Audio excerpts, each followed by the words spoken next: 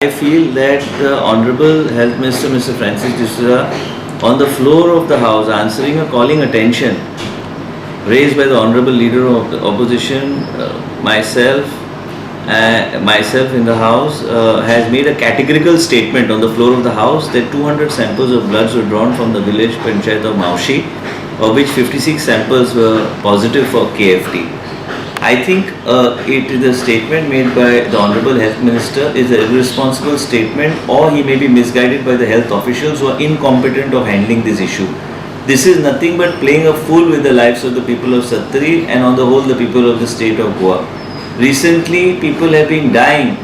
Honorable Health Minister has on record of the assembly on the floor of the House has said that more than 2 to 3 people have died because of KFT. What are the precautions to be taken? His reply is there as a record of the House.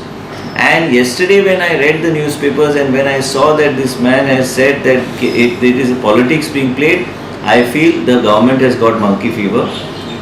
This government is already brain dead and sick. This is a very sick statement from a very responsible person. I condemn the minister's statement. It is the responsible of the Honorable Health Minister to see that the injections which he had promised on the floor of the House and within 2 days they would be available in the hospital are not yet made available. People cannot give up their livelihood because of KFT. Preventive injections should be made available to the people so that they can take these injections and continue with their daily livelihood activities. And I feel that the BJP government has destroyed the healthcare in the state of Goa. Statement of the Health Minister I totally condemn, and I think it is not befitting of a responsible person and my good friend Francis D'Souza, who I always respect on the floor of the House, to make such stupid statements.